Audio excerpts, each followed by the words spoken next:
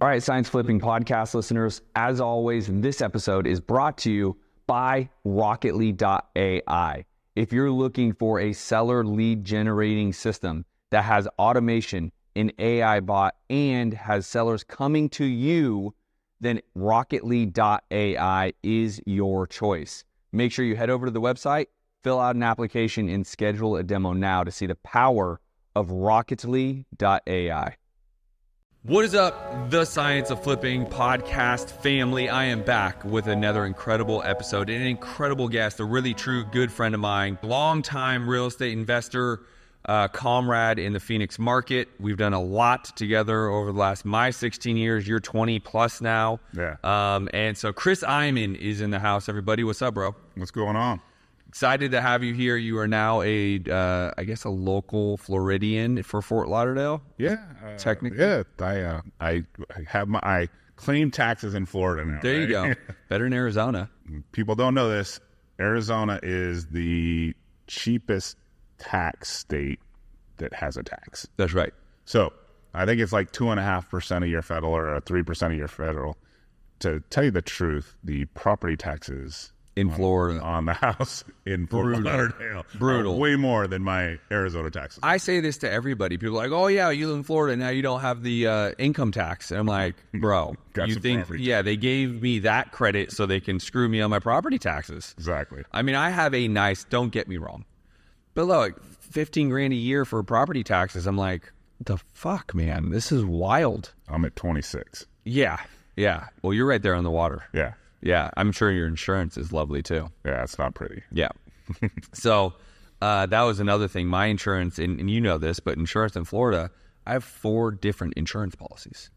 Yeah, flood, fire, homeowners, and wind and hazard or whatever. Yeah. I just have the 2. I have the homeowners and then a separate policy for flood. Just, it's wild. Water rises and, 4. I have 4, which is a pain in the butt when it comes to renew them. Because I'm like, are we sure it got paid, that I don't lose the policy, whatever? Yeah. But between property taxes of 15 grand and then basically almost 14 grand in insurance. Yeah. Like this house just alone is 30 grand a year just to like let it sit here. Yeah. Without the mortgage payment. No. and we'll get into it, but I'll go on a little bit of a rant. This is why I don't believe people should own their own home for the most part. If you don't think the way you and I think, if you don't have our experience, you don't understand what it can do for you, most people can't. They'll look at the mortgage and the interest and say, oh, I can afford it. Yeah. But now they're taxed out every month. They're living paycheck to paycheck, and they're not really accounting for the insurance and for property taxes. And so unless you can think like Chris and I, which if you're not following Chris, you need to go start following Chris right now on Instagram. Is Chris_Eymann, yeah. Eymann, right? Wealth of knowledge, over 20 years in the business, a good friend. We've done a lot of business together, so good person to follow. But I don't know, I'm not a huge advocate of people buying their own home. Yeah, it's just, I mean, to me, it's, if you do, I think the thing's right and you get appreciation and stuff like that, I'm still an advocate, but... Because you know what you know. Same thing for me. Like when my wife, when I lived in Scottsdale, I just always rented. Yeah. But my wife was like, I want to buy, fine, we'll buy something. But it's also because I understand, like, I live in a very nice area of Miami. It's already appreciated like crazy since I bought it 2.5 years ago. I know I have equity. I know I can rip the equity out and I can take the HELOC or whatever I choose to do. I can buy rentals. I can buy flips. I can lend it. Yeah. Right? Like, you're not. But I think that way. Yeah. A lot of people obviously just take the HELOC and go buy a boat. Yeah. And then that's worthless. Worthless. Yeah. So not a big Dave Ramsey fan, but for those people, go seek yourself some Dave Ramsey. Yeah. Don't be buying a boat. You know all about that. So you're now new to Florida. You have a great home, which I still haven't seen, unfortunately, even though you've invited me 20 times. On the water. What boat do you have there? I have a 35-foot center console there, but it's funny. You come to South Florida, you think a 35-foot center console is a nice boat, and then you got a bunch of friends with nicer boats, and I'm like, my boat actually spends most of its time in the Bahamas at my house in the Bahamas. Yeah, for sure. Yeah. Well, and you go back and forth for your house, so anyways, I get that. Well, let's talk a little bit about real estate. Again, your wealth of knowledge, you and I have done I don't know how many deals over the years. You are one of those people that shockingly, everything I say and I really preach, you're one of probably the only outlying examples that I can reference that you don't do what I say to do. So what do I mean by that? I say make sure you're always adapting with the times, changing, moving with the marketing, you know, and all that stuff. Now, I do know you and I have done our own ventures together, and we've done it kind of together, so you will try things. Right. But your business is a tried and true, consistent, don't have to do a fucking thing different, and you're going to knock down somewhere between 15 and 30 deals a month just breathing, essentially. Is that pretty accurate to say? Yeah, a little more than that. We did 408 in 2023 and 442 in 2022. Yeah. So for all of those listening to me, I would say make sure you're fluid, make sure you're changing and adapting, make sure you have 3 or 4 marketing strategies going, make sure if one marketing strategy turns off, you have another 1 or 2 to rely on in case like direct mail starts shitting the bed. You and I built a call floor together, and then we started looking the numbers and assumptions. You know what I mean? When things go wrong, you need something else to stand yourself up. Yeah, no, I still do that. Like, I mean, obviously we're heavy into texting. Texting kind of went away. And then, you know, we are high into PPC and PPL right now. Over time, so just out of my own curiosity, knowing you as long as I have, over nowadays, how many come from the model, which is you've been the guy in Phoenix for 20-something years. Everyone knows you. Everyone knows you as deals. You have the buyers and have forever. How many out of the, let's just say 30 a month that you're doing, and I'm just using the general number, come from that model versus lead gen model? Yeah, it's probably 20 relationships, 10 lead gen. Okay. Yeah, so and that's fair. Yeah, if you were just starting out and you had your budget, and ironically I had a student, he's like, I want to do 800 deals a year. And I'm like, sorry, dude, you're not going to do 800 deals. I'm like, I know it. If you want me to coach you into 800 deals, I'm going to tell you right now, you're not going to do 800 deals. Cause and where was he starting? 0?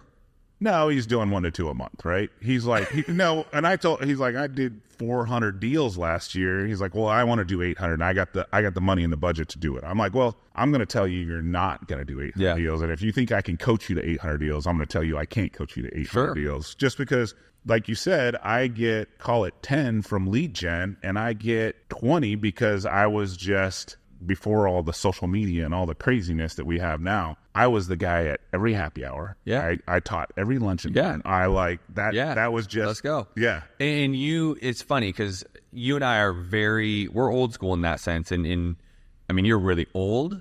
Yeah. Old school. But no, listen, I firmly believe people over anything else, right? Yeah. And I've been posting a lot about this recently, which is what you have exemplified for, 2 decades in Phoenix.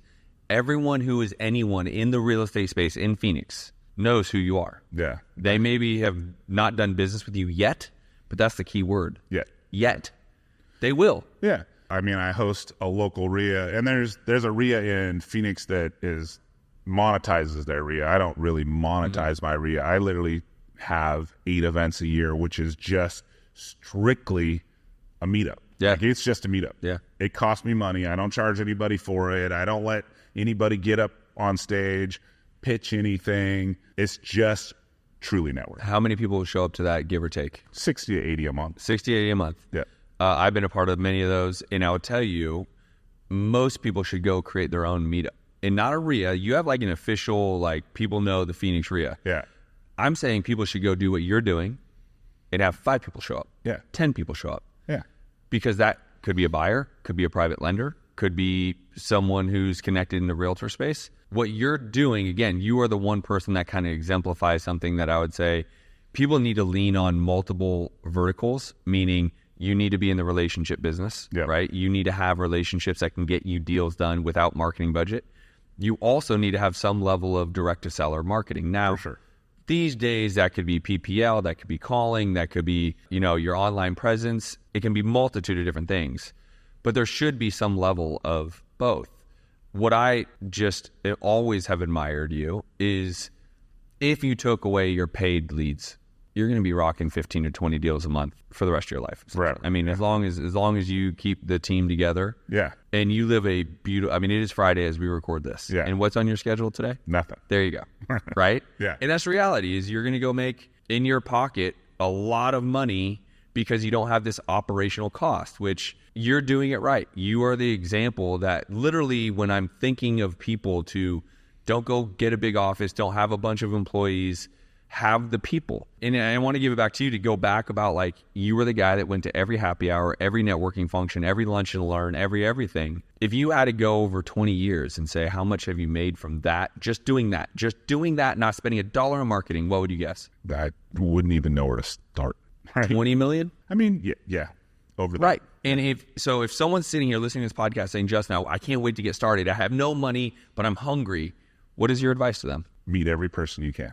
Podcast is over. Yeah. Just kidding. But it's free, it gives me shivers to think of the simplicity of what we do. But when you coach your students, when I coach my students, they don't do it. Yeah. They won't. And you're not, listen, for all those who don't know Chris, it's not like Chris is this charismatic, outgoing, loves to be in front of everyone. That's not your personality either. If I were to go, let's just say I finished this podcast and I was going to go to my Friday happy hour, I could go to the busiest bar in Miami and I will slide into the corner, get one bar stool away from everybody, order a beer, and sit there by myself. Yeah. I thought you were going to say, I will go to the bar across the street. That was the next best. But people watching is a sport. I still love the sport. So. Totally. Right? I mean, we were just talking about the Phoenix Open, bro. Yeah. If anything, I would go just to watch the craziness. Yeah. Right? So I'll go in my corner and, do a little people watching and just, Yeah. look at the uncomfortableness on that date. That's it. They just met a match, or no, matches old school. So I'm dating myself. So let's dive into your expertise. You really made a name for yourself kind of in the foreclosure space, right? In Phoenix. And you and I were in the game when the meltdown of Phoenix, and I was buying from, I think that's originally how we met. If I really pinpoint, you became, someone referred me to you as a bid service. A bid service, essentially. I think at the time you were either $1,500, $2,000, or $3,000. 1,500. 1,500. Yeah. For someone like me that just didn't want to have to deal with it, to be able to tell your company, hey, I want to bid up to $100,000 on 123 Main Street, and you guys just take care of it. That is $1,500 is the biggest value you could possibly get. Yeah, no. If you don't understand foreclosures, the foreclosure bid service, and not every city has it. No. But the foreclosure bid service is, the best deal on the planet. Ever. If we just talk about dollar per lead and dollar per deal, right? Yeah. $1,500 to not have to for the deal you acquire. Yeah. That you're buying per the deal, yeah. Right? So that's how we met. And talk about foreclosures, right? I think there's a lot of people that don't understand the inner workings of that. I get this question a lot. Okay. Should I go after the pre-foreclosure or foreclosure list? I typically am talking more to a newer person at that point. Okay. What is your advice to the newer person saying, should I go after that list? Well, so the pre-foreclosure list, obviously, you have what you need the most, motivation, right? Because you have a timeline. Whatever that timeline, whatever state you're in, and we'll just use Arizona, it's 90 days. Yeah. Now, obviously, you're going to get some postponements. They might go into bankruptcy or whatever may cause it to postpone, but you still know that they have some motivation. So one of my best lead sources in Arizona for that relationship person is a company that did 62 deals last year and did over $4 million in revenue. So do that math, right? Jeez. Right? So the pre-foreclosure business is a really good business, but if you're going to understand the business, understand the pre-foreclosure business, but you might as well understand foreclosures because you're going to have some that do trickle to the steps. Just so you guys know, if you go to buy foreclosures in most states, it's the most expensive place to buy because it's public knowledge. You don't have to you don't have to go to the science of flipping and learn all the marketing strategies, the conversion strategies, all that. You go to the courthouse and bid, right? And that's the reason I actually got in. We talked about, me not being very social and not wanting to sit at the dinner table. It's not what I wanted to do. Like, I was a tech guy, got laid off twice in the tech downturn in 99. And then between two of the jobs, I went and just did the 90-hour class and got my real estate license. Got a listing from a friends and family, sold a house in Scottsdale, got $12,000, drove somebody around for 4 weekends and then I went on vacation on week 5 just to have them call me and like, hey, I just drove by this house. I called the agent off the sign. They let me in. I was like, I just bet. Sweet. Yeah. So then I was like, okay, I want to get some listings, but I don't want to be the person at the door saying, hey, I'm the best listing agent in town. Right. Yeah, that's just not me. Right. Yeah. Yeah. So I'm like, I want to buy houses. And so the foreclosures is just a numbers game. So that's why I started. And to your point, being able to pivot and move and adjust to all the different market times, obviously with everybody having equity and COVID and all that stuff, I had to switch to, and I probably did it right when we started our call center, I had to switch more to direct to seller because there just wasn't the volume hitting the foreclosure sales. And I'm kind of the systems guy. Believe it or not, I was the operator in our business, and now I'm the systems guy in our business. I build our systems, but actually being a coach, like, you have to know how to build systems, right? Because if you could be a coach, and I'm sure there's coaches out there that just have the knowledge and can hop on a 30-minute call or an hour call and coach somebody, right? Sure. Do this, do this, do this. But I'm actually like, okay, do that, but put in a system behind it. It's like the whole agent outreach, which is, a big in the business. Anyone can just call. Yeah. But if you don't know what to say and how to say it in a way, right. And so you need the operations behind it. What did I used to do all the time to you on Monday morning or Tuesday morning? Hey, Justin, you got a deal? Yeah. Do you remember that text? Every time. Yeah. So, I mean, if you're doing an agent outreach, and I used to manually go to Starbucks on Monday morning at 9 o'clock, and I would always put Bird Dog in the last name. So it'd be Justin Bird Dog, Steve Bird Dog.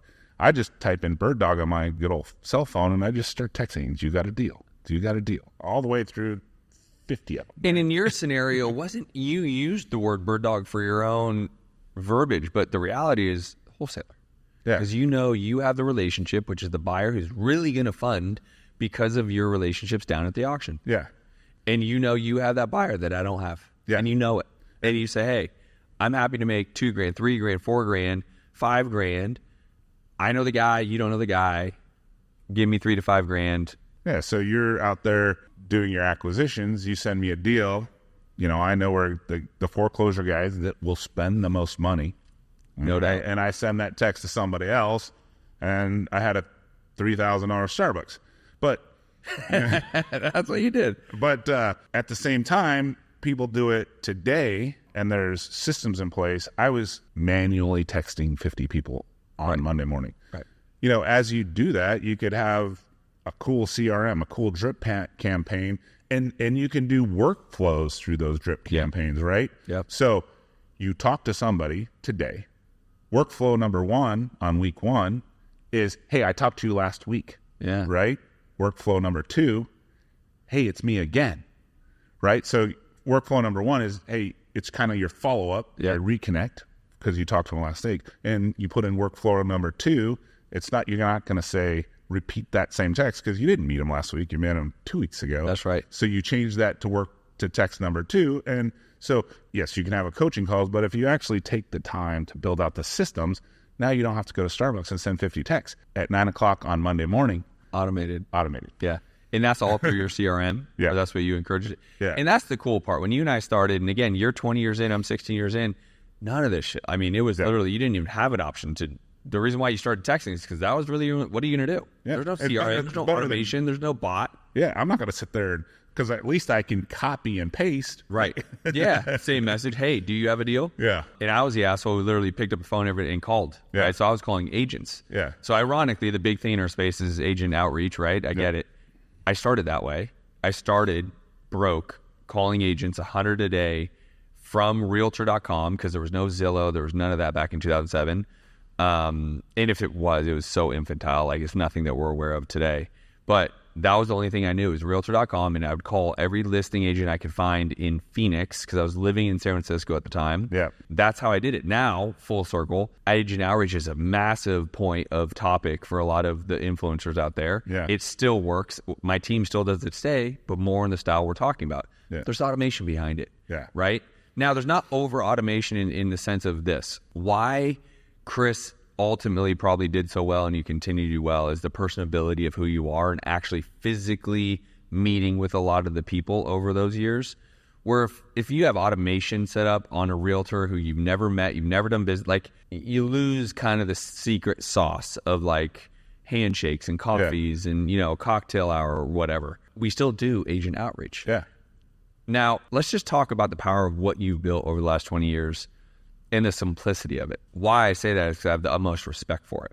There are a lot of people, including myself, that run a very big business at high volume, but we have a lot of operational, just like boulders always pushing up the hill, right? Yeah. In the Phoenix market specifically, and I know you're in more than just Phoenix, you could pretty much wake up at 9 a.m. if you really wanted to, and you're done working by 2. Yeah, two or three, as long as you're willing to be attached to your cell phone. Your phone for those? Yeah, for from 6 a.m. to call it 8 p.m. Yeah. So if someone out there is listening, trying to figure out the vertical and how they want to approach this business, would you agree or disagree? Go find the buyers first as the path of least resistance to get your first deal. And if you could do that, now I'm kind of talking more to the person that doesn't want to take the risk for a flip, right? Because anyone who has a big checkbook and say, just find me a wholesaler, get me a deal, bloom, right? Or whatever. Make offers on Privy, fine. Yeah. But I think the path of least resistance, and I'll say there's multiple ways to do this, but to get your first deal the fastest, find a real buyer, which you can find on, I don't care what it is, from Privy to REI Lead Machine, PropStream, it doesn't matter. You can find these buyers and find them a deal that's actually a deal. Would you agree that that's the path of least resistance at this point? To me, I think the path of the least resistance is to find someone like me. There's someone like me in every market. Yeah. Right? That owns the market. Yeah. Obviously Jamil's in my market, so he would be another resource. Another resource. But everyone came from Phoenix. Let's be honest. Name a name that didn't come right. We're all from Phoenix. Yeah. So you find somebody like that you can JV sell your deal. Okay. Because that's going to give you the most opportunity to get the deal across the board because we have massive buyers lists, right? So if I was a newbie and I found wholesaler Fred, you would say, Fred, I think I have a buyer for you. Hold on. Chris, I think we have a deal. Yeah. You could do your agent outreach and find the big wholesaler, $0 spent, a little bit of time, and you could get a deal across. So in this example, how does that shape up, right? So I know you are the actual co-wholesaler, meaning you have the buyer to Fred's deal. Yeah. But the newbie investor says, I found Fred, and I think there's a deal. Hey, MVP of Phoenix, I think we got something here. Yeah. How does the economics of something, how would you treat the newbie wholesaler? How would that all shape up? On the newbie wholesaler, I'm going to take 50%, right? That's probably industry standard. Yeah. And, he's going to get his deal from Fred. And me, I'll do a deal for $3,000. So if he's got it for $6,000, he just made $3,000. He didn't spend any money. So it's. Yeah. Well, do you think that newbie wholesaler has the wherewithal or understanding of what the value is? Or would you say, hey, why don't you send me the deal first of what the whole, Fred, the wholesaler, send me what he wants for it first. Let me see it. Because I know you think it's a deal, but I know what my buyers are going to pay. Yeah, but that also, it's kind of a little bit of, too much work, right? A little bit of kind of my secret sauce is I'm like, hey, Fred, the new wholesaler, like, let me underwrite for you. That's my little fishing line, right? Sure. There are gurus that push out people everywhere. Yeah, right? yeah. And especially in Phoenix, right? Yeah. So and then that's probably their biggest struggle in underwriting, and it's probably the hardest thing to learn. Yeah, no doubt. And the biggest part of the underwriting is hard thing is the construction part. Yeah. That is always everyone. They can get pretty close to what the sale price is, right? Great. Yeah. How much is the rehab? Yeah. That's it. And then, is it going to be a rental style rehab or is it going to be a fix and flip style rehab? Yeah. Right. And so knowing that, and then this goes back to finding the guy in the market you're going after. Yeah. Because if you find that guy, then you can lean on the guy to say, hey, I think there's a deal here. Can you underwrite it for me? And then I'll give it to you to find a buyer and we'll just split whatever we can take. Is that fair? Because how long does it take you to underwrite a house? I mean, probably longer. Yeah, longer than you because I think you're in like a 30-second thing, but like very quick. If you have true access to MLS or if you have something like Privy or something that can give you some comps quickly. I mean, it's like if he brings it to me and it's 300 and it's worth 330, I mean, you're going to know in how long? 30 seconds? Yeah, if that. Yeah. Right. So it's like, that's kind of always been my little hook is like, hey, let us do a little underwriting for you because the intro nicety conversation is going to take me longer to actually tell you it's a deal. 100%. Just give me the address. Yeah.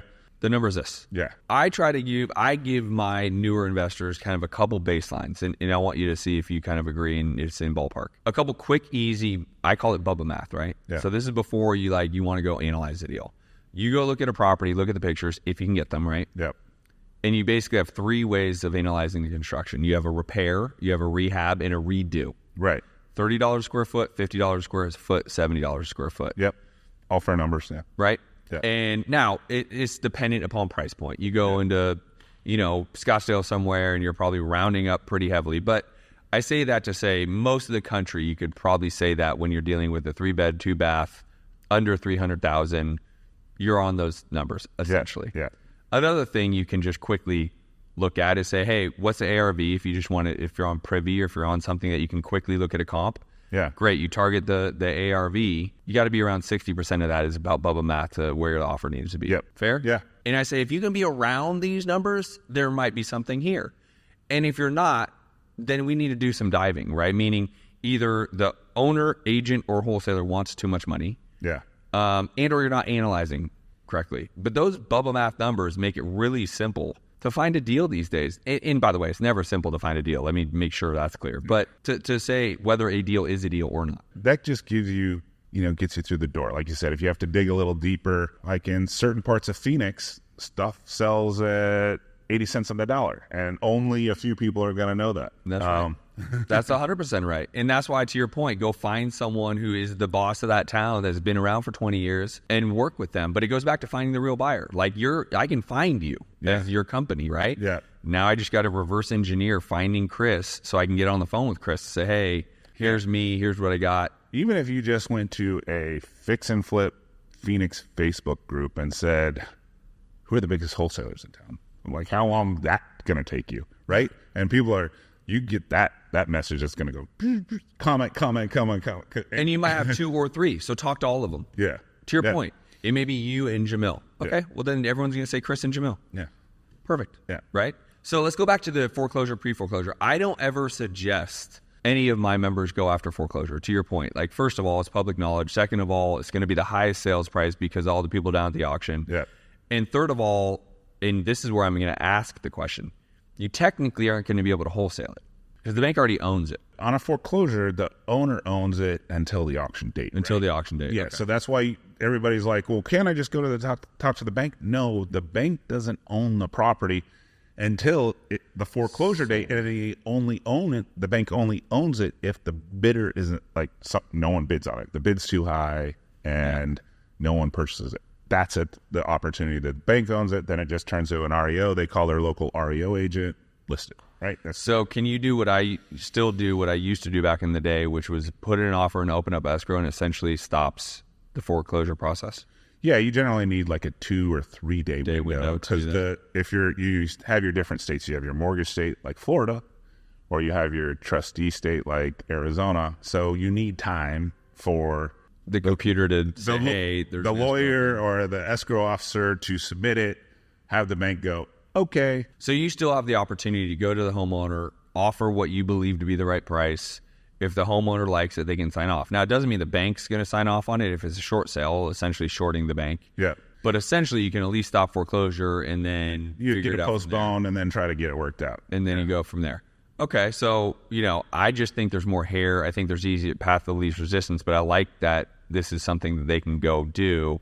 There's not many foreclosures, to your point, and then it's a little hairy, and probably the person's going to be underwater, so it turns into a short sale. Yeah. For someone trying to get their first check, would you suggest going down that route? Yeah, the pre-foreclosure business is a very lucrative business because you have motivation, they have a time frame, so you got the stuff that you really need to get a deal across the board and get a deal at a really good discount, right? Yeah. So to your point, the foreclosure sales, because everybody does this as a business, like everybody's first, I'm going to pull the foreclosure list, right?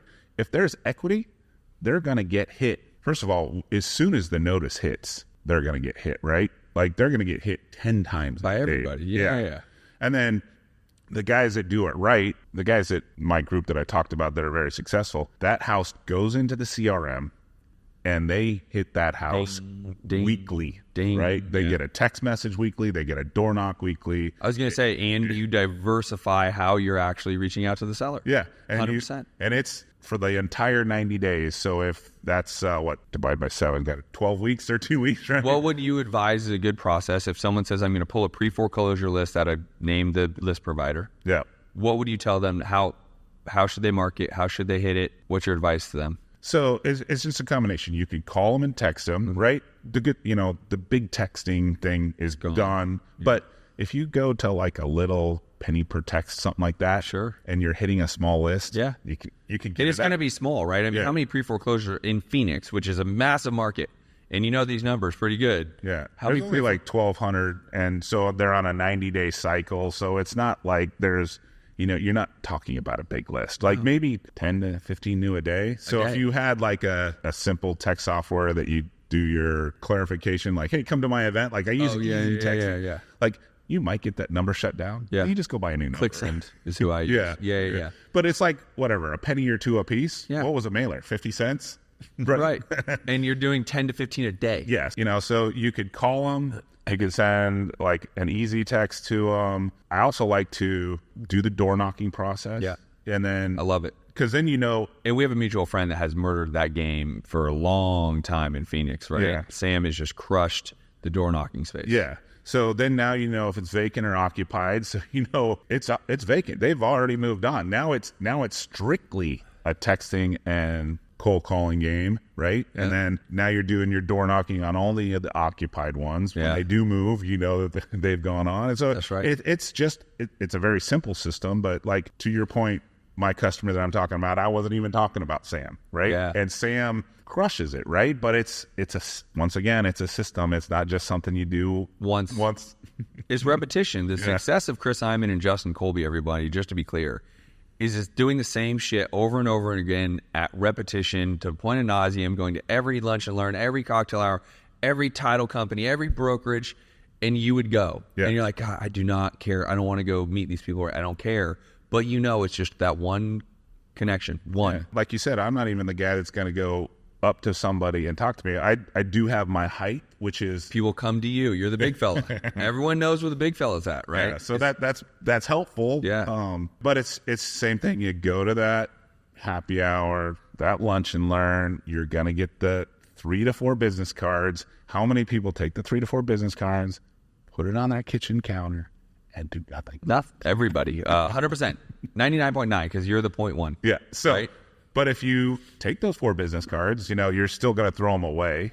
And the next morning, great meeting you, right? Now that... Oh, so you actually relate to someone. You're nice and you have manners where everyone's like, yo, do you got a deal yet? Right? I mean, that's the reality is that. I just want to make sure people understand that there is power in the foreclosure list, but to me, and you might fight me on this, pre-foreclosure and foreclosure are kind of interchangeable to some extent, right? So I'm just kind of using them as one. It isn't big enough to make it your only vertical. I mean, could you get a deal? Sure, but if you're getting 10 people a day in a specific city, or that's countywide, right?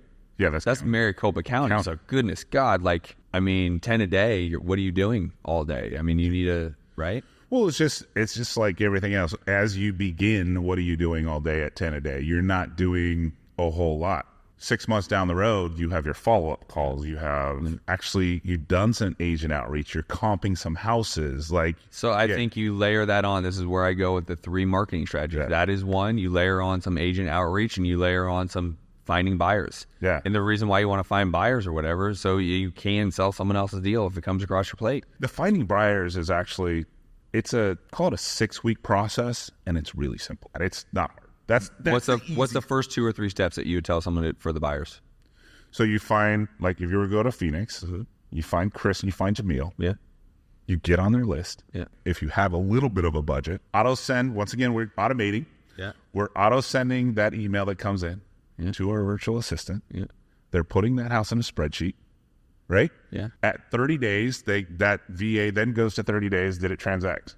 It transact. It transacted this price. Number one, we're also going to have them keep track of the percentage for that zip code so we can get what our house is going to sell on average, 73% that zip code, 69% that zip code.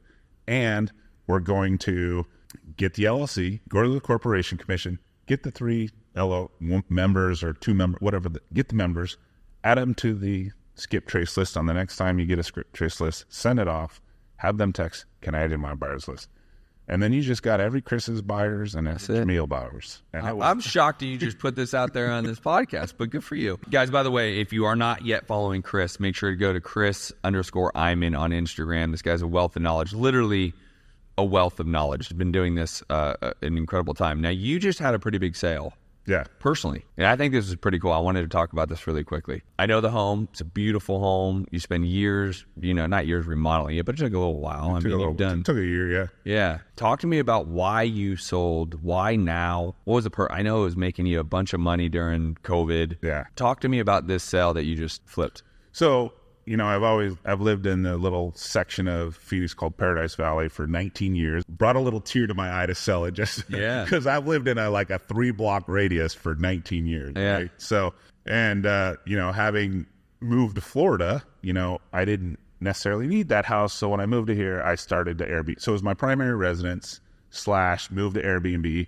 Obviously with COVID hitting and Phoenix being one of the more open states, Airbnbs went through the roof. Every guru sold a look at these numbers on Airbnbs, right? But short-term rentals. Yeah, but obviously that changes as things go back to normal, right? So that was a great Airbnb, but with COVID also brought a lot of people not just coming to short-term rentals. They decided to change their address to Phoenix, just like they did change their address to Florida, Miami, all these. So I got a big increase in value. And I had a $500,000 mortgage at 2.75. Who wants to pay off 2.75? Nobody. Ever. Unless you have $2 million in equity behind it, right? So, you might say, I'll take my money now. So obviously, the Airbnb was doing great. It was averaging, call it 22 to 25 gross a month, right? So you can't complain about that. Yeah. And you're getting 20 to 25 and your payment's 2,600. That's you're putting 12, 15 grand in your pocket every month. Yeah. My personal assistant was actually do the management, so it kind of helped pay that personal assistant, right? Because you pay a management company 20%, that's $5,000. Those numbers you could pay a personal 100%. assistant, and then you get all the other benefits. So so I lived in it. So it was a primary residence, and then it was an Airbnb because I spend my time in Florida, and I actually only rent in Phoenix, believe it or not. I just have a rental. I was just going to say, when you go back, because you go one on, one off? Yeah, one off. So I'm in Phoenix. I just have a rental, and I'm a block from Kierland. I can just walk out the front door. Dinner, breakfast, lunch. I do my 3-mile walk, and then I'm literally at... Are you at the Optima? I'm not just across the street. Okay. Yeah, so I do my 3-mile walk. I'm looking through the door at Starbucks at 5:29. You're officially the old man that's waiting for Starbucks to open. I love that. Exactly. So so I get my Starbucks, and then I walk back to my car, and I'm at my boot camp at 6 a.m. And that's my morning. But so I rent in Phoenix, but I had to pay out the 2.75 because I had $2 million in equity, right? So I did this kind of little. I did a reel, and I didn't. Drew, who's behind the scenes over there, is telling me I need better hooks because my hooks, I guess, are. But I took the $2 million and able to do a combination tax strategy, which I reached out to my CPA, is I took the 500 married credit. Yeah. Then took the balance and put it into a 1031. Sure. So then I drop $1.5 million in a 1031. I actually knew this was happening, so I shopped and got another Scottsdale. I'm up by Isabella's now. Yeah. So I ended up grabbing another 1-acre property up there, probably worth 1.9. When's the best time to shop for expensive luxury properties? December, because wholesalers can't sell anything. That's right. That's right. So I got one of those. I bought it for $970. Got paid cash for it, right? So then I just paid cash for it, but then closed a line of credit behind it. So that the line of credit can just pay for the rehab. Yeah. It's funny when you do the 1031, if you want to use rehab money out of the 1031 money, a 1031 is only $1,000. But if you want to budget in a rehab budget, they charge you an extra $5 to manage it. I'm like, I won't. I don't want. Interesting. Yeah. I thought that was an expensive jump. Yeah. But so I just went and got a line of credit. So simultaneously. Yeah, I actually got it the next day because I didn't know if that was going to mess it up, and put a 250 line on it. So I can just write checks for the rehab. It's not going to come out of my cash flow or anything. It's just here's a check, here's a check, here's a check. Yeah. And then that is a 970 acquisition. It's probably a 1.9 or $2 million house, But I'm gonna do the same thing. I'm gonna own it for a year. No, just I won't be able to do the personal because I'm actually going to. But what I'll do is I'll own it for a year, which will make it an option to 1031 again. Okay. So I'm just kicking the tax can, right? And then I'll do it again, and I'll take out. And I got this other little thing. I didn't have any 401k. But if you get to 50 and you have no retirement, the government will allow you to get to just over $3 million by the age of 62. So I can drop $300,000, no kidding, tax-free into a 401k every single year. And if you're later in life and you don't have a retirement, there's a number at 45. I'm not the CPA. I don't know, but sure. But on my particular instance, I was 50 when I started it. So at $300,000, I can drop $300,000. So what I'm going to do every year is I'm going to keep doing this luxury remodel. Mm-hmm. I'll pull out $300,000. I'll drop it in the 401k. Yeah. I'll 1031 again. Boom. I'll go buy another one. You're funding your retirement. I'm funding $300,000 in retirement every year, tax free. We got to end the episode right there. That is phenomenal. And again, he's not an accountant, but like, talk to your tax strategist about this. This is insane. Yeah, and there's a number at, like I said, so it's let's just do the math. If they want you to get to $3 million and you're 40, that's 20 years, it's $3 million, so it's probably 150. Yeah. I'm not a tax. This is about how much money you actually are 1031ing. Yeah, the whole thing. I mean, I'm just trying to maximize. If I do the 1031, obviously every year I can kick the can. Yeah, and then you can also pull out money based on, once again, talk to your tax strategist. It's like $560,000. So let's just say you were a $300,000 or $350,000 guy. Your capital gains are only 15%. That's the cheapest tax rate you're ever going to see. Yeah, right? yeah. So you can actually withdraw. Let's just say you took out some money and threw it in the 401k. You could also if you just don't hit that 560 number, it's a 50. As soon as you go over that, I think it goes to 22. But once again, I'm not talking to your CPA. Talk to your financial advisor, CPA, all that kind of stuff. I firmly believe in retire. Like, it's not the sexiest subject, but I have a friend and a business partner, Greg Hurley, who owns a trust company. If you haven't set these up, I tell you to go work with him because he's real estate. He has 5 funds. He gets real estate, so he might be a good resource for you. Yeah. But I say that to say it's not a sexy subject, but if you know how to use these things right, oh my God, are they powerful? Oh, yeah, for sure. Like, I'm literally just funding my 401k. I'm doing my, and that's, I always tell like my students, it's like November and December suck. Like, it's just slower. Deals. If you're an acquirer, you should be buying, like if you got the cash and you're a fix and flipper, you should be buying all your stuff. Yeah. And actually my son Jack was like, on those relationships as he's getting stuff coming across the board, he was specifically watching close of escrow date. Like, you get a close of escrow date and some wholesaler passes you a deal and it's closes 12/11, for instance. It's an all right deal. Closes February 1st. The spring market's coming. Yeah. He's like, that's worth $15,000 more in February than it is in December. 100%. Yeah. So you bought it in February, right? No, I bought it in December knowing it wasn't going to close till February 1st. Because the close date. Yeah. Because wholesalers discount in November and December just because there's not as many buyers. Buyers are, 100%. They don't understand. They take vacations. They drive me nuts. Yeah. But they all don't understand the cycle too. It's like, we both have belonged to CG, the mastermind, and I'm just like, to me, it's a little interesting that these guys are doing 70, 100, 200 transactions a month. They're all a little younger than me, and I'll sit around the bar and they're just younger. They haven't seen as many cycles. Sure. Right? And they're going like, how was your fourth quarter in 2023? You kind of got my butt kicked. And I'm sitting there going like, when you've had a 12-year run of appreciation that keeps going up, it saves you. Yeah. In 2022 and 2023, we've seen a seasonality run, spring, summer, kids go to school, stuff slows down, transactions slow down, and I'm sitting there going, guys, this is just normal. You guys you're back to normal. This is just normal. You had a financial crisis that brought property values to the bottom. They had to come back. So you had appreciation every year. So it saved that deal that you were trying to list in October and November, because as soon as January come, and it kind of went up in value. It saved you. You didn't lose any money. In 2022 and 2023, this is the cycle. It's a spring cycle. It's a summer cycle. Fall is always slower.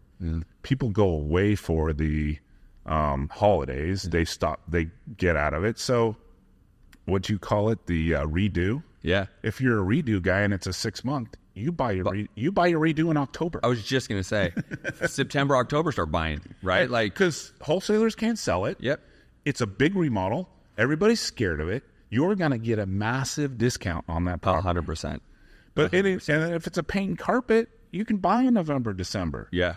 But if you buy in January and February, it's going to cost you more money. Well, 100%. And that's why I say what I say is people don't understand for the last decade they've had the wind behind them. It's hard to fail when the wind's pushing you, right? But all the gurus, not all, respectfully, but like everyone made money in the last decade. Yeah. Right? You were doing something massively wrong if you didn't. Yeah. Right? And so, not to say that the world's crumbling, but this is back to normalcy. And if you don't have a real structure, a real operation with systems and foresight like this, meaning you don't realize there's seasonality to real estate, you're going to buy something in, January that you're going to have a redo when you should have bought it in September last year. Yeah. Someone just literally came to me with a really good deal. And it's like, what do you think this deal is really good? It's $1 million in Scottsdale, and it's a redo. When's that going to list? 9 months. Yeah. It's going to list right there. I'm like, you need to budget selling that next February. That's right. You need to hold it and realize that you'll probably have 2 to 3 months of just holding it. Let's sit there. Let's just sit. Throw a Christmas party at it. Brother, I appreciate you coming, dude. You're a wealth of knowledge. Thank you very much for getting on here. Yeah, no problem. For all you watching this over at justincolby.tv, again, make sure to subscribe, but also make sure you follow my guy, Chris_Eymann. My man is incredible. If you're in Phoenix, make sure to connect with him. He is the real deal. If you have deals in Phoenix you can't move, get with Chris Eymann. Brother, it's been a pleasure to have you on the episode. Yeah, thanks. Appreciate it. Right on. Yeah.